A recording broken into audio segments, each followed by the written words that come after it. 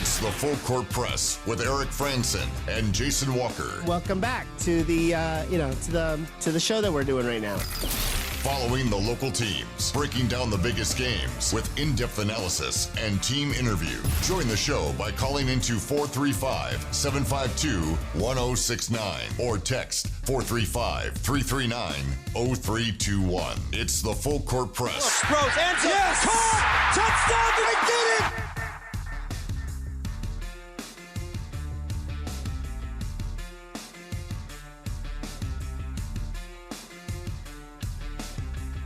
Good afternoon, everybody. Welcome on in. It's another edition of the Full Court Press.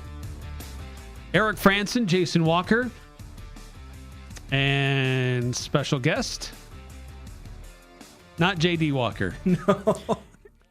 I want to know why. Ajay Walker. Why? AJ Salvesen. I want to know why.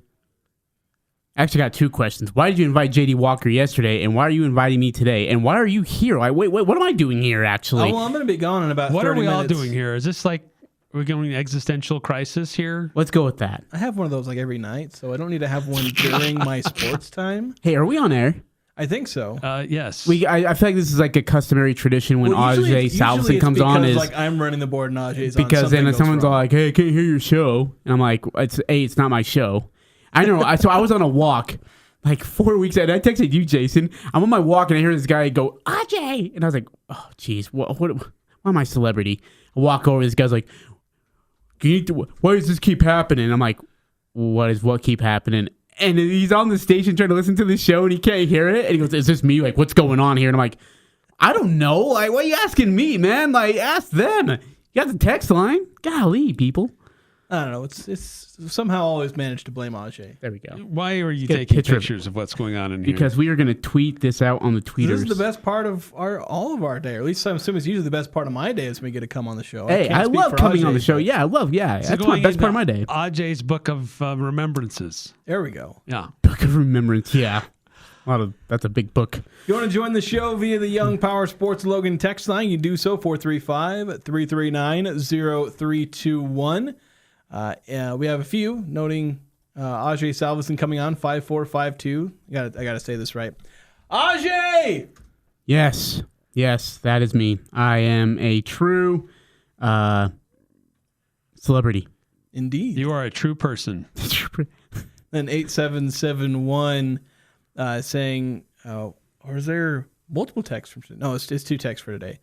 Saying my family's going to the exhibition game on Saturday, but we'll buy tickets on that day. Oh, because we're talking about, and then said, I'm spreading the words to my friends who will be there for homecoming. Yeah, because that's the Utah State exhibition. There's not many people have bought tickets beforehand, but I imagine many people will be like 8771, where it's like, you're planning on going, but you're just going to walk up, buy tickets, because they'll be available. Yeah, they will. And I hope you do, because ticket sales are soft. And Coach Calhoun's concerned. He's very concerned. He wasn't. Yeah, concerned. Putting it nicely too. What kind of message are we sending here? Yeah, and so I want to hear your guys' thoughts. Now, I'm not one to go find Bambi and shoot him. Like, I love Bambi, so I'm not a deer hunter. But deer hunting season, it's opening day, and those are planned like months in advance, aren't they? Like, to get tags and all that. I mean, again, I'm not a hunter, so if anybody's a hunter and listens to the show, please let me know. They've got their whole calendar. Yeah, I don't know when they said it. But. Yeah, so they have to plan for that, and then the game pops up on a Saturday, and they're like, and a lot of them said the biggest reasons I heard, Jason, and I know your tweet got pretty a lot of attention as well, but the reasons I heard was the deer hunt, and then also the lack of marketing.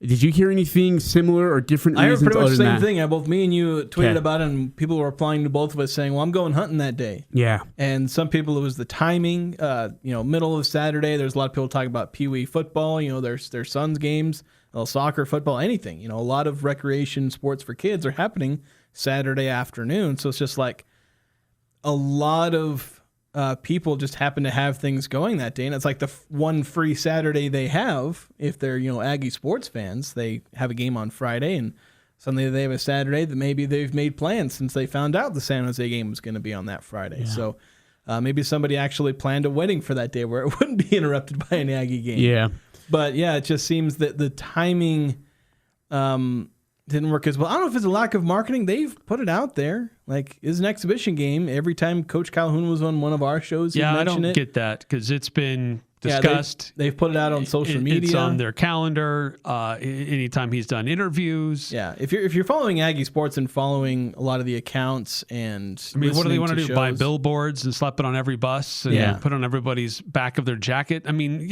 could they do more? Probably, but there's a point of diminishing returns here, and so this is an opportunity for fans to see this team in live action against an opponent, and almost equally as important, opportunity to raise funds to keep talented players here or recruit talented players for the future of Utah State men's basketball. Yeah, it's hugely important. Yeah, it's an important day, and I feel like maybe it might take a minute to have fans understand that aspect, because they understand, hey, donate to this, donate to that, and all that, but haven't thought of, buy a ticket, go to the exhibition game. Or a lot of people just like, well, check the box score of an exhibition game. Well, and then the other thing is even for students. So I was actually confused. So I reported incorrectly because I was told very clearly that students had to buy their tickets.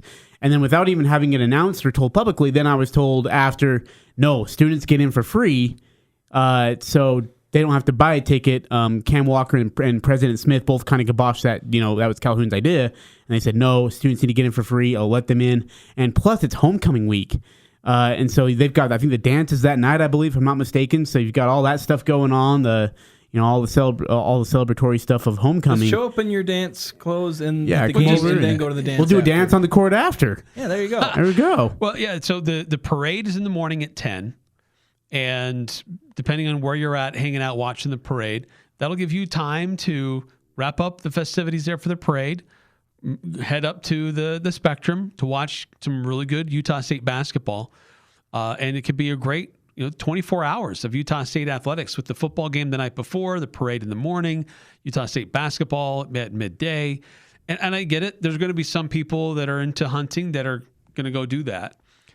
But there are enough other people in the community that aren't hunters that will not be gone this weekend that could still show up to support and watch Utah State basketball. Yeah. So there's plenty of opportunity there, and I hope it's a better crowd than those who have bought their tickets early.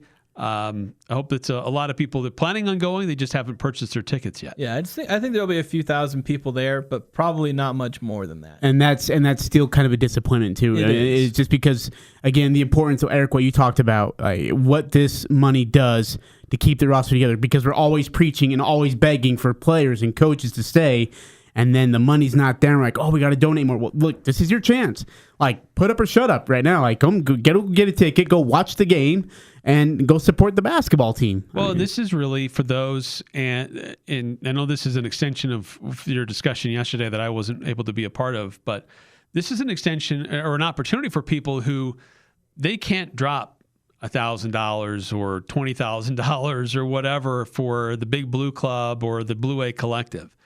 But if they feel like they want to contribute and try to help in some way, this is how you help. Yeah, you buy a ticket, you bring your family or just yourself, come to this game. That's how you contribute to the future success of basketball. Yeah, and it just doesn't end up being like some kind of donation, because not everybody has the disposable income to just donate to a program. You get to go to a game. You get to be one of the few people that are going to get to see this team before they go out and play in the regular season. You'll see this team with your own eyes in an exhibition game. I know it's not a game that's going to matter. Maybe you want to wait to watch one of those, but if you want to see this team firsthand, get to know who's going to play, what do these guys look like. Me and Eric have had a chance to watch some of these guys, but maybe there are a lot of people who haven't. You want to know what's this with Elijah Perryman, where we're hearing a lot of good things about him.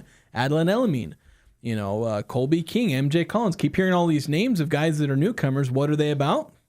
Well, you can find out Saturday. And like you said, some of those people who don't get a chance to really come out to a lot of games, all the seats are general admission. So you go get a ticket, and you could be sitting in front row, hanging out, watching this men's basketball team for an exhibition opener. It's not a bad idea. It's not a bad way to spend a Saturday afternoon. And again, there's a lot of hype around this basketball team. I know Jared's trying to just try to level that hype a little bit. He tried to do it with us, obviously, in that media section after Aggie Madness. But this is an exciting time for men's basketball, and I think it's going to be a really good way to get a good look at an Aggie team against a decent Seattle team. Well, we'll see what they look like. The backcourt's obviously experience, but I like to see the challenge. Yeah, Seattle's a team that, last year they went 14-18, but that broke a streak of 3 straight years of 20 wins.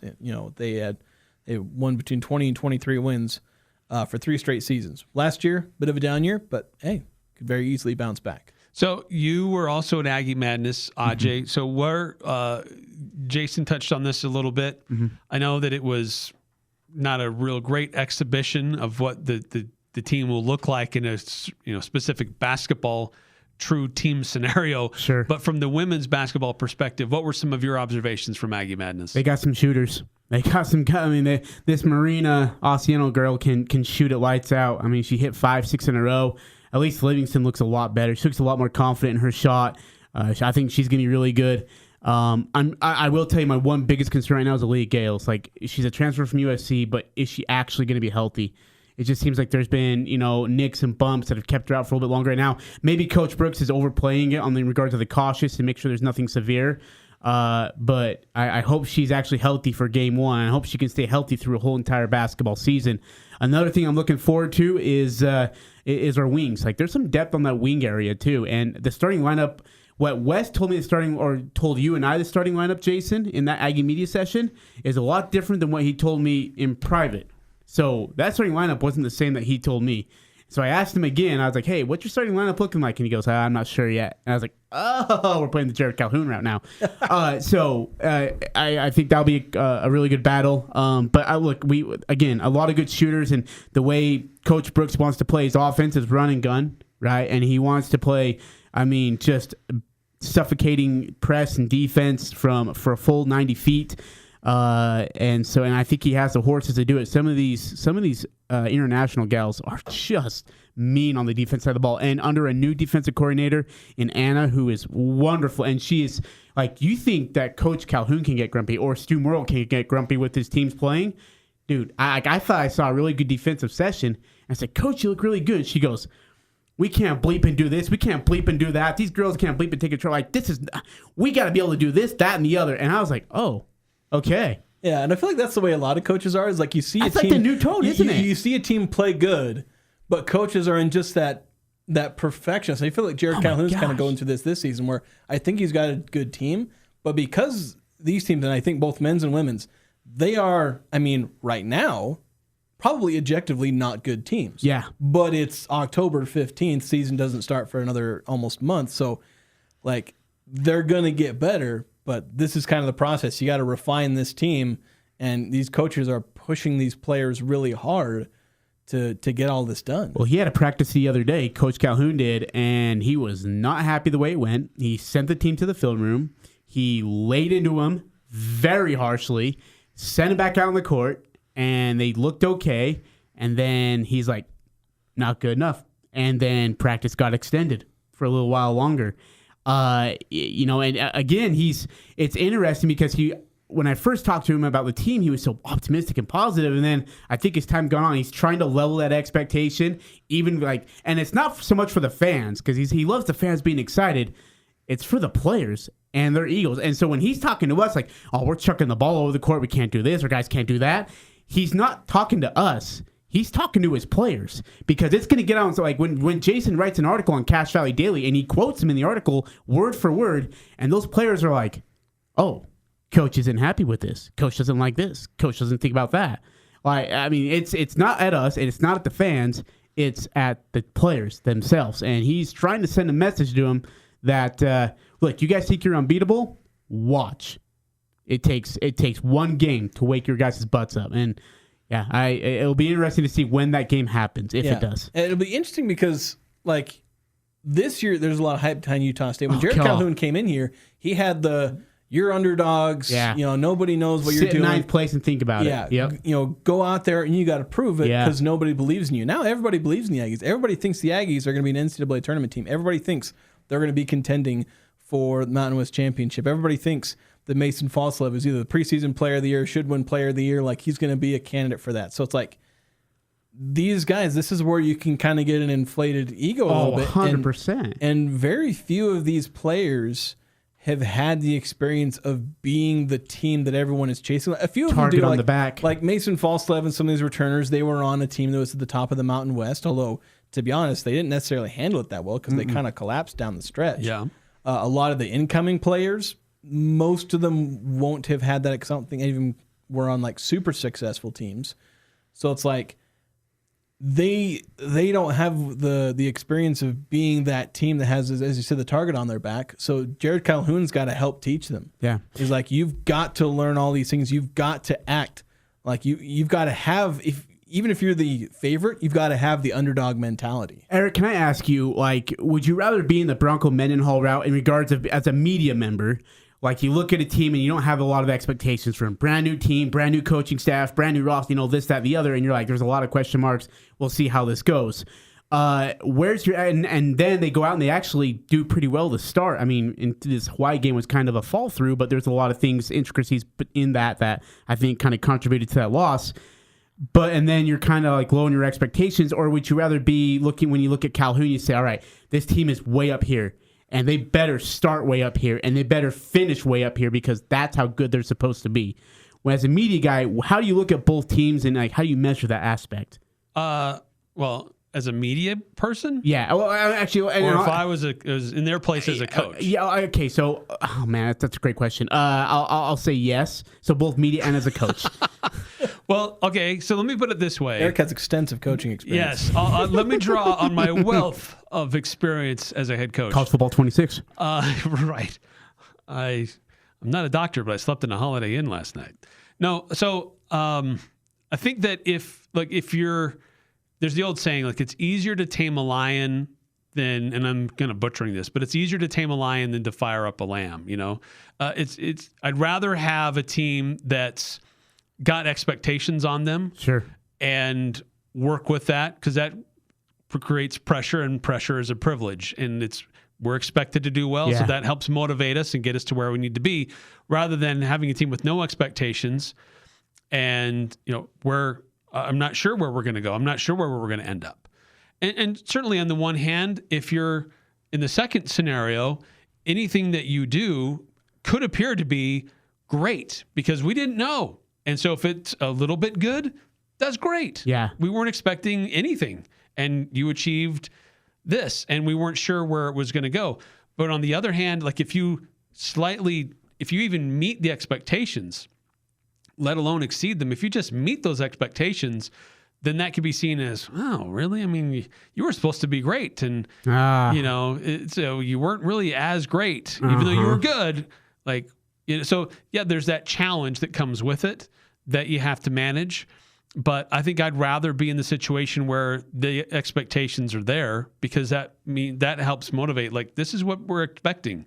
This is what the community is expecting. This is what the administration is expecting. This is what your fan base is expecting. So let's go out there and let's hit it. That's a really good point. So it puts pressure on, we have to deliver. We have to focus. We have to come ready to play and practice hard, because that's what's expected of us. I'll say this from a pure media perspective. I have to emphasize that it's a pure media perspective. Although I'll start by saying it's always funner as media to cover a good team. Sure, absolutely. It is just way more fun. But from a media narrative talking point, how easy is it to do my job? Having expectations is always a good thing, because if they have expectations, that's content. Again, we're talking from a media perspective. Yep. If they meet those or exceed those, great. It's fun covering a great team. If they don't meet those expectations, it's kind of sucks for the fans and all that, but then it's time for us to rant between each other on a radio show. So from a media perspective, there ends up being more to talk about. But again, I do have to emphasize, it's always funner to talk about a good team, even if there's content when they're playing not as well. What a huge challenge it was for us throughout the summer and even in the late spring to say anything about Utah State football. Yeah. Everybody was hungry to know. We were too. We didn't know. Like, it was so hard to try to project what the season might look like because we just didn't know. We were all in the dark. And so it was hard to know what to expect. For basketball, we very well know what this team is capable of because of the coaching staff and some of the returning players and the hype associated with the incoming players, and because the veil has been lifted to allow us into some of those practices. Yeah, we've got thousands of words of articles about the basketball team preseason on Cache Valley Daily, hours of interviews with the players and coaches. And with football, it was like the same, like 3 things we kept saying for 3 months. Yeah. Whereas there was always something new with basketball because we were, again, introducing to the new players, talking to the coaches, again, good stuff for the fans and the media. Like, it was good for everyone. It's really interesting where my level of expectation and excitement was for football before the season started and where it is now. Like, before the football season, I was like, all right, like, let's see how this actually goes. Let's see if they're actually any good. And all of a sudden, they lost to Vanderbilt and Texas A&M. I get it. But then, the way they started out conference play, and then they had that, they had that really good win against the Air Force, and then this tough loss to Hawaii. And then it's like, okay, wait a minute. We still have, this team still has everything within their sight. You beat San Jose State on Friday night. You are right back on track and in really good spot with conference title and even a chance to host the conference championship game inside Maverick Stadium on December 3rd. That's all still very much in your sight if you win on Friday night. So that excitement gets there again, right? And it's just like, oh my gosh,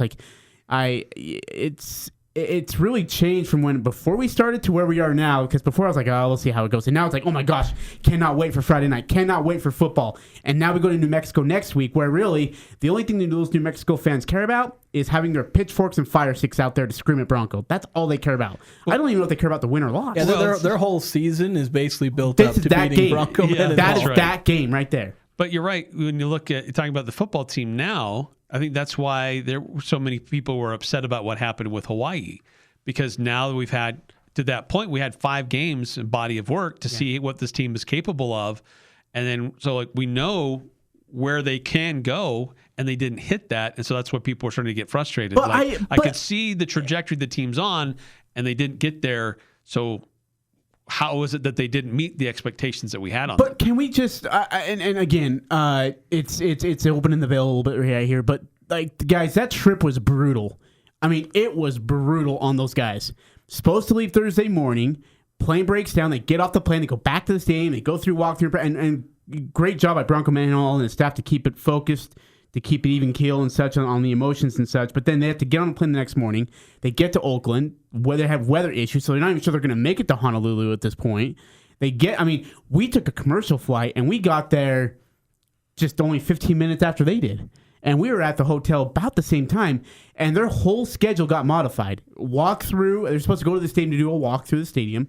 Then they're supposed to have a walkthrough, meal plan, schedule, all that stuff, guys. It gets thrown off. And not only that, but you're also 4 hours behind your normal time zone. And that's why teams like to go two days before.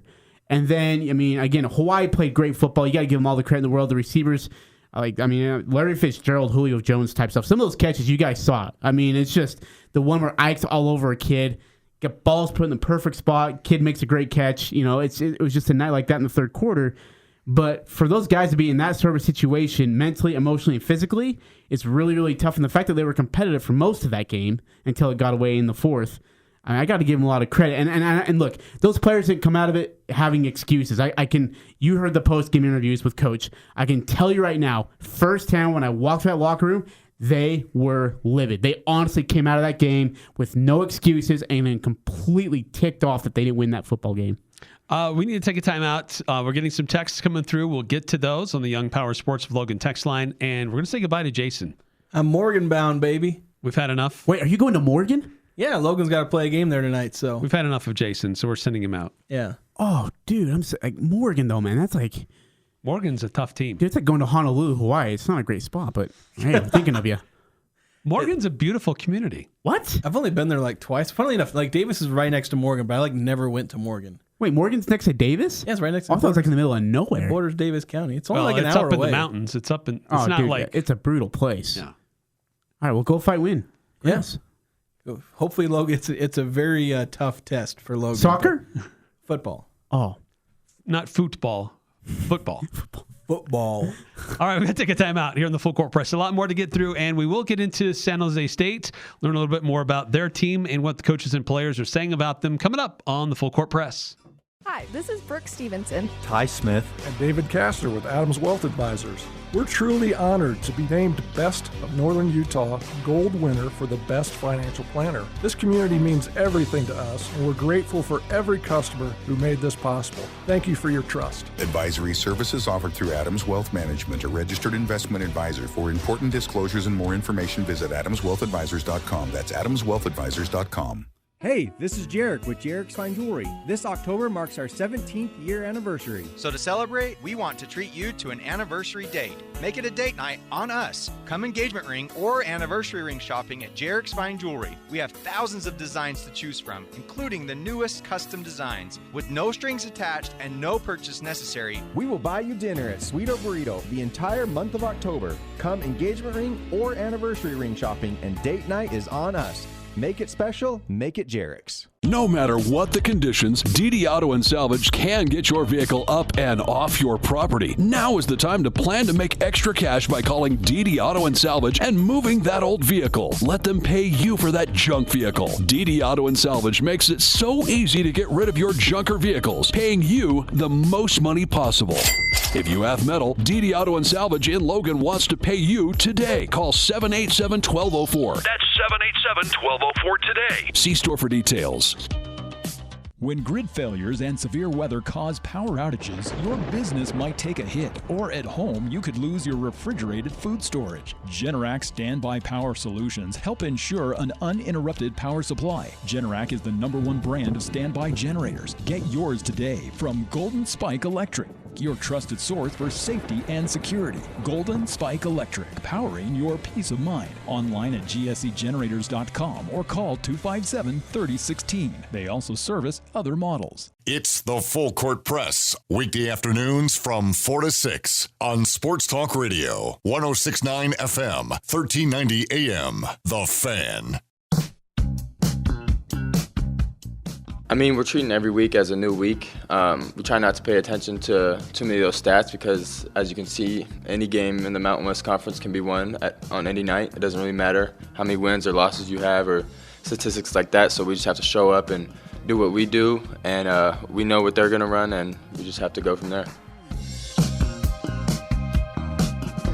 That was Anthony Garcia earlier this week, and he's right. Anybody can win on any night in the Mountain West, except maybe Nevada.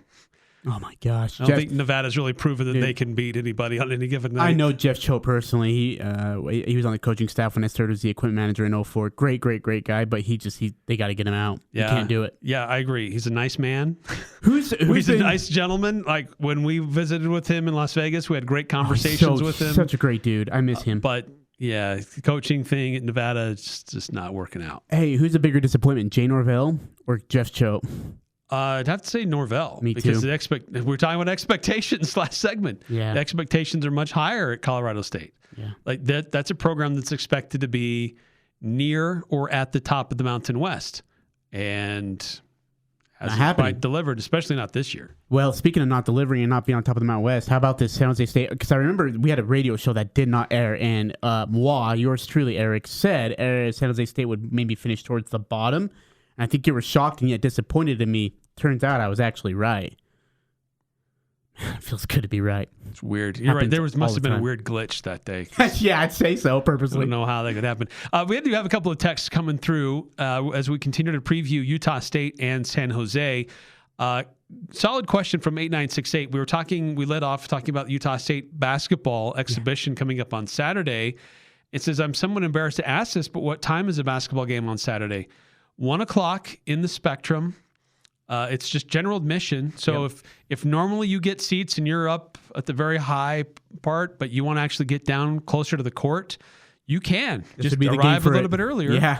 But at 1:00 is when the festivities begin. So love to see a good crowd there for Utah State men's basketball. Then another text follow-up. I'd like to see a rematch with Hawai'i. I just plain think the Aggies just run out of gas last Saturday, but that's how it works. Yeah, it is. And they did run out of gas again, but no excuses from their end, right? Like, they felt they should have made some stops. They felt offensively they played kind of poorly. They didn't execute as well, whether that's receivers. And it's the whole thing. Like, your offensive line got beat up pretty badly as well, again. So there's a lot of things that, the players and the coaches blame themselves. And you're right. I mean, that Hawaii team, they got some receivers who are just ballers. Holy cow. Yeah. Jason and I thought the Aggies might be a little bit sluggish in the beginning, but then start to hit and play better as the game went on. But it was actually in the reverse. Opposite, absolutely. They just ran out of gas. Yep. 3714 pointing out some the grammar police here. Funner is not grammatically correct English. I wasn't going to correct Jason because I'm being from India, I just know proper English. But yeah, sorry, Jason. Yes. Okay. You are the one to point that out.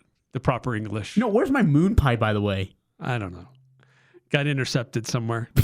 9315 with a collection of texts. Let's get through these.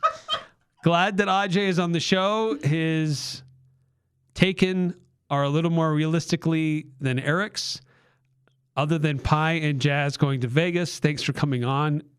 Oops, I forgot Ajay loved Ning more than any of us. I think that's supposed to be Ning. I'm sorry. Ajay, you got to stop laughing over there. I can't even read these texts anymore. You should see your eyes when you're looking at the text. I'm just trying to read them as they come through. You got your glasses through. on and you're squinting. I'm just trying to read them as they Speaking come of proper through. English, Eric's like, keep going, Eric. I mean, I always have this debate. Should I do my best to interpret what's being sent or just read it as it is? Whenever he tweets at me, I'm like, so I wanted to quote the tweet and say, Eric, translate. Also, I'm fascinated by Ajay's time spent during his layover in California. On his journey to Hawaii, he managed to capture a photo next to San Francisco Lake and shared it on Twitter. However, the most intriguing aspect of his trip is whether he had the opportunity to swim with the fishes. No swimming. Thank goodness. That was not a stop on the way to Hawaii. That was a stop in Hawaii because our hotel's actually right next to Hawaii. It was beautiful. It was awesome. Your hotel was next to Hawaii? No. Okay, stop. Hold on. My hotel, and don't you dare. I just listened to you speak improper English for 3 minutes. I just want to make sure I heard you right. So it was actually next to the beach. And I'd never been to Honolulu. It was actually pretty cool. But no, I did not swim. It was great. The photos were awesome. And we did not stop in LA. Actually, it was a 6-hour straight flight from Salt Lake to Honolulu, and then we stopped in LA for a 2-hour layover on the way back. So, yeah, that was fun. Let's never do it again. Let's never accept them in our conference ever again in anything. I imagine there's a spot somewhere in the future where Utah State and Hawaii play each other again. Yeah. I could definitely see it. As much as it causes logistical problems from your schedule, it's a good recruiting opportunity to have guys on your roster, to have a chance to go play in front of family and friends again, and a chance to recruit the islands. There's a lot of good talent there. Well, you know that basketball's supposed to play Hawaii in the exhibition game, and then basketball ditched out. Hawaii basketball did. They were supposed to come here, and then men's basketball was going to go there for an exhibition, and then Hawaii dished out at the last minute. They had to go and get Seattle to come and play them. So, yeah, interesting. They'll be splitting with Seattle, Coney, or them coming here, and then Utah State will go there next year. But let's talk a little bit about this football team, Utah State and San Jose. Yeah. This is a matchup of a couple of interesting teams. For Utah State, we touched on this the other day, facing another team that runs a similar offense really kind of for the third week in a row. Yeah. And that can pay huge dividends for the defense because up to that point, it was something drastically different week in and week out. Mm-hmm. This is also an opportunity for guys to quickly correct things where they went wrong. But this is a San Jose State team who not probably. I mean, they do press the ball downfield more than Hawaii does. Hawaii did a lot of quick throws, short passes, not very deep. And the difference between the two, like both teams like to throw the ball, but San Jose likes to press the ball downfield a little bit more. And Bronco Mendenhall touched on that earlier this week. Emphasis. So it's part of their design. It's certainly part of their plan. Someone asked me a little bit in relation to Hawaii. We were pressuring Hawaii so much it was kind of dictating shorter throws. We were beat over the top early a couple times without pressure, and so that kind of dictated, or we kind of started increasing pressure to shorten the throws, even though that might sound counterintuitive. San Jose prefers the ball to go downfield, and when in doubt, they want it downfield. And so a little bit different approach. Yeah, and certainly one of the big guys that they like to throw it to is their wide receiver, number 10, Danny Scudero, and poses some real challenges. He's been tearing up a lot of defenses. He had a heck of a game last week. All over the place. Here's some comments from Coach Mendenhall, and then we'll circle back on that with the quarterback and receiver combination there at San Jose. Big plays, right? And so big plays in college football lead to points. And he's quick, he's elusive, he's dynamic, he's tough, and fun to watch.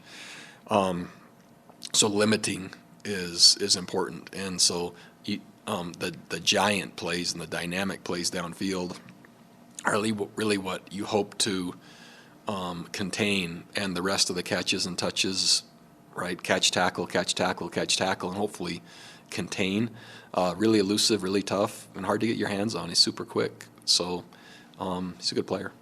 He is a good player. He leads the country in receiving yards at 840. It leads the country in receiving yards per game at 140.8. He's second in the country right now in regards of, I believe, with receptions, and he's averaging 8.5 catches a game. Like, this kid, he's only 5'9", Eric, but it's his ability to stick routes and get open, and his separation ability is incredible, and so is his acceleration. This kid's a problem, and they're going to need to put their very best in their eyeballs. Every single eyeball has got to be where Scudero is. There's question about whether he will play. Oh, could you imagine that? Oh. So he and Eget went out of the game in their last outing. And they did return, right? They did return. So if they got back onto the field, they'll likely play Friday. But there is a chance that that these guys might not play, or if they do, they're not 100%. So, you can't just game plan for that. Like, oh, well, okay, well, we're going to back off a little bit. We're going to give him a little bit more space because we don't think he'll have that top-level speed. No, you still press him, and you still get after him. What will be interesting to me is how does the Utah State secondary and the frontline pressure, how does it look different against San Jose from what we saw against Hawai'i? Because we saw that it worked initially, at least through 3 quarters, but it really they were not able to sustain it in the fourth, and they ran away. Hawai'i ran away. So how many adjustments does Utah State make to correct that and take that away from San Jose? I think what you got to do is you got to understand that this guy is not a scrambling quarterback. Right, like Pavia, scrambling quarterback. Marcel Reed, scrambling quarterback. Hawaii's quarterback, he's looking for, every time he dropped back, he was looking for a gap to run through. And more often than not, especially in that third, fourth quarter that you talked about, Eric, when they're out of gas and sending the rush, he found a lot more open space to run in. This Eget kid is not one of those guys. I think that's what's going to help Utah State, is he's not one guy who's a multifaceted quarterback. It's, look, step back, just let it go, find my receivers, and let them be the playmakers. I think that part alone really does help Utah State. On the season, Walker Eget has 15 rushes for -1 yards. Now, that's probably sacks that goes into that. Yeah. So how many designed runs does he have? I mean, he must have a few scrambles, but he's not a rushing quarterback. Well, even in their 35-28 loss against Wyoming, he throws the ball a lot. I mean, obviously, he went 23 of 37 for 295. He tied a career high with 4 touchdowns. Again, he's a very pro style, just sit back and sling it. And with that kind of a guy, it really does help zone the focusing on for your front group. Just go after the quarterback. Your linebackers don't have to spy the quarterback the whole entire time. And I think that's what's going to help Ike Larson, Noah Avinger, and these guys be able to go out and make plays against the receivers. San Jose has struggled a little bit in their running game. Wyoming is a really good rush defense. Like, it's hard to run on Wyoming. But against the Cowboys, San Jose only had 43 rushing yards. Jeez, now, Eget had -18 because he got sacked a couple of times. But they don't really have a great running attack. They've struggled a little bit with that. In a game earlier this season, he's an underclassman. I don't remember if he's a freshman or a sophomore, but Steve Chavez Soto, bigger guy, seemed to get into some rhythm. They looked like they had found something there. He did carry the ball 12 times last week, but he only managed 25 yards. Jeez, wow.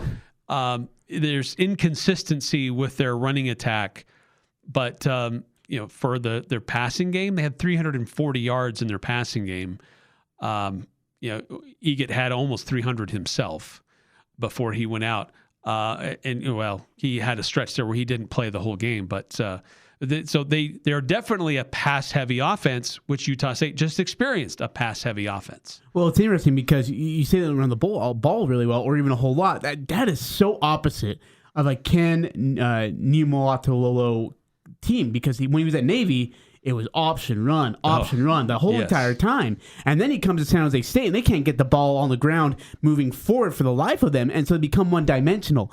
If the Aggies can make the San Jose State Spartans one-dimensional early in this game, it is going to be a very, very long night for these receivers and that quarterback, because they will just pin their ears back, this Aggie defense will, and you're going to see a lot of tackles for loss. You're going to see some sacks. You're going to see some QB hurries, and you might even see some turnovers as well, because from a very ball-hawking hungry backfield from the defense who got carved apart by Hawai'i just a week ago. Yeah, we heard from Tavita Tua earlier this week. He is a backup lineman, defensive lineman, and he talked a little bit about this is another opportunity for Utah State to face a quarterback who is very efficient at getting the ball out, finding a variety of different receivers, and just the advantage of seeing that in live action just a week ago and now having to see that again. Just emphasis on getting to the quarterback, but also just like during practice, having specialized periods where we're focusing on, those third down and long situations where, we have to get off the field. We got to force into a punt situation, and we got to get the quarterback down. Yeah, got to get to him, continue to apply that pressure. Utah State did a solid job in the first half getting to Micah Alejado, making it difficult for him, knocking him around. I mean, they have 5 sacks? Yeah. And really pressured him and got him out of his rhythm. That's something they've got to do again with Walker Eget, if he's the guy. Well, whoever it is. Eget is a pretty solid quarterback who does like to get the ball out. But what's nice here is that Utah State has Kevin McGivern as their offensive coordinator, who was the offensive coordinator at San Jose last year. He, even though we know rosters change quite a bit with transfer portal and all that, he still understands the philosophy and the personnel that are at San Jose. Mm-hmm. So it's great having that asset for Utah State in the preparation this week, having a guy who was just there, last year, and understands what they're all about and what they want to try to accomplish. And it's interesting, just the success. It doesn't matter who the OC is. The amount of success that the Aggie offense has had against San Jose State over and over and over again. They've scored at least 34-plus points against San Jose State in 9 of the last 10 meetings. They've had more rushing yards in 10 of the last 11 meetings. They've rushed for at least 200 yards in 8 of the last 11 meetings. And they've held San Jose State to under 90 yards rushing in 3 of the last 4 games of this series. In fact, Eric, this offense has had at least 400-plus yards of offense in 10 of the last 11 games in this series, and at least 500 yards in 5 of the last 10. Again, it does not matter the OC. For some reason, when the Aggie offense meets the San Jose State defense, it is just chomping by the bit in yardage and in points. If the Aggies can get going offensively by using Miles Davis, right, who I did not feel like got used enough against Hawaii, and I know the scoreboard kind of helped predict that, but I think they could use Miles Davis so much in this game against San Jose State. If the offense can get moving and they can be efficient, they're going to put up a lot of points and do it really, really quickly, and this could exhaust the San Jose State defense. I mean, their defense is pretty consistent.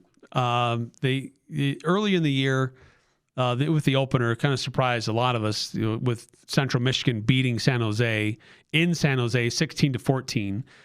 But the San Jose State defense has given up 38, 28, 30, 28, 35. Oh, geez. They're all pretty similar. I mean, the defense gives up about 4.5 scores a game. And so can Utah State's offense do that? I think, yes, they're capable of doing that. So the question is, can Utah State's defense slow them down? Because their offense on the season, 14-7, so a little bit of a wonky start, but then their offense produced 31, 29, 35, 28. So again, all pretty similar numbers. They've been pretty even with offense and defense. Like, a lot of their games have been close. Their last 4 games have all been decided by a single possession. So they're hanging on. Like, they know how to play in close games. They won one game by 3. They lost one by 1. They won one by 7. They lost one by 7. So this is a team that's been in a lot of close games where Utah State, like the closest game that they've had was their game last week, at least through 3 quarters, and then the fourth quarter got away from them. You know, and even in the last game, you look at it, last game of the series, Utah State lost in 2023, 42-21.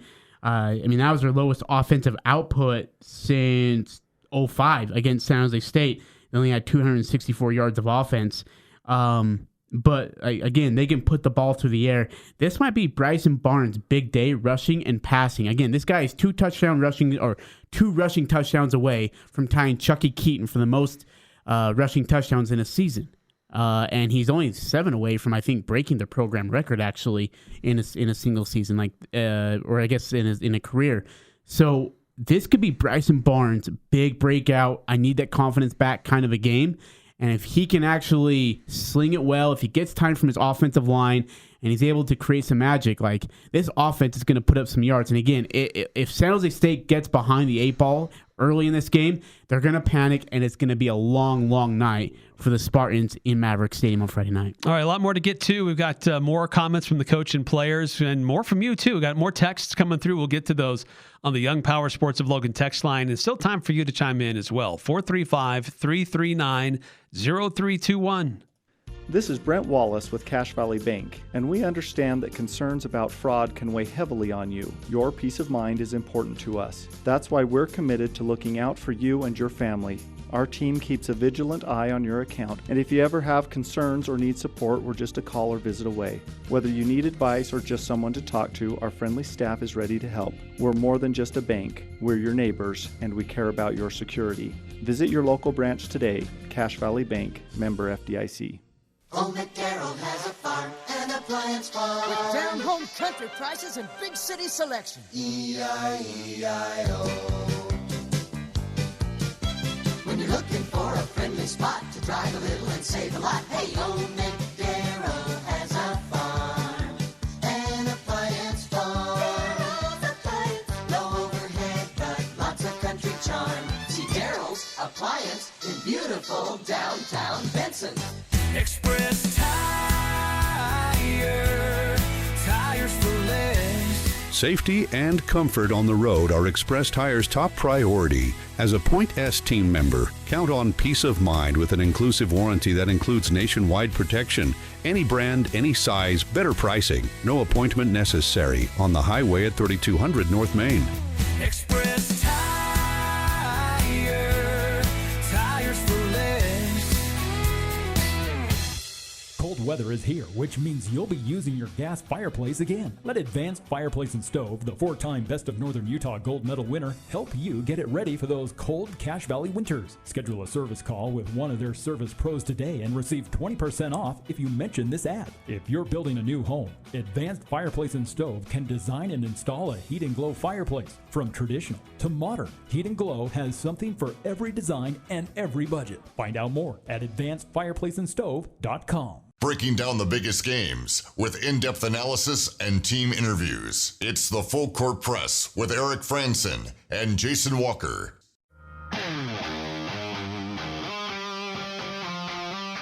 Young Power Sports in Logan is ready for winter fun, and coming up on Friday, October 24th, it's a free avalanche safety class taking place from 3 to 5. Learn from the experts on how to stay safe. And only on Friday the 24th, get up to 50% off on all climb gear. That's jackets, bibs, gloves, helmets, everything you need to ride warm and safe in style. Plus, all used snowmobiles up to $1,000 off, one day only. Young Power Sports Logan, your ride starts here. Let's get to the Young Power Sports of Logan text line, 3714. The program the last few minutes was funner than when Jason was on. That was from when we were laughing about our good friend here from 9315. And I got a few more texts from 9315. Was Ken not a passing type coach just because of the school he was at? Yeah, Ken Niumatalolo, when he was at Navy, it's hard to be... can't change that. Yeah, spread offense, different passing type situation at a service academy. You just don't have the size, as a lot of other colleges do. I mean, could someone try it?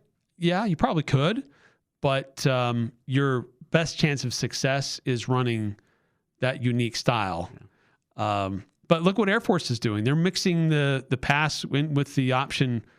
They haven't won a lot of games, but they're very dynamic on offense. Dude, that UNLV, that last drive was so frustrating to watch. It's not because of their offense that they're not winning games. That's for dang sure. Yeah. And then I think our secret weapon is, and nobody else has this, the son of Ken plays for USU. Actually, he coaches for USU. Yeah. That's as close as you can get to know somebody and what they're going to do without actually being them. Right. Yeah, Ken Niumatalolo's son is on the Utah State coaching staff. But I think the greatest weapon, if you want to call it that, or asset for Utah State in this game is Kevin McGivern. Oh, 100%. Because he was in the midst of everything they had going on there, and he is definitely a high player for Utah State. Garcia, right? Garcia has some connection to San Jose. Yeah. Another quick timeout. We'll be right back with some final thoughts of this hour. Stick around. Ski season is coming, which means season ski rentals. This is Mark at the Sportsman, where we have over 20 years of season ski rental experience. We rent to kids and adults. Come in to get season ski rentals for your entire family. We like to wait a little later in the fall because there is a chance your kids might grow out of their boots by the time ski season actually rolls around. You will get the right gear for your kids to ski this year at the Sportsman on Main Street in downtown Logan with tons of parking in the back. Les Olson IT is your source for top quality technology. We carry the latest desktop and laptop PCs in stock, configured to your specific needs, and backed by our award-winning support team. And if your business demands high-performance hardware, we offer custom-built computers that can tackle any task. We also offer great computer accessories like monitors, keyboards, speakers, Fujitsu document scanners, and more. Get a quote today. Les Olson IT. This is Ryan at My Mattress. A few years ago, I saw this sign hanging in a gas station. It said price, quality, service. Pick 2 out of the 3. Now, it's funny, and I did laugh, but at My Mattress, we don't even want to do business unless we can do all 3. Price, quality, and service. We have a 90-day sleep guarantee, 90-day price guarantee, and we will answer the phone if you have a warranty concern. At My Mattress, we deliver, we have financing, we strive to be price, quality, and service every day. Isn't it time to sleep exceptionally? Only at My Mattress. Northern Utah and Southern Idaho's home for sports. It's the Full Court Press on Sports Talk Radio, 106.9 FM, 1390 AM. The Fan.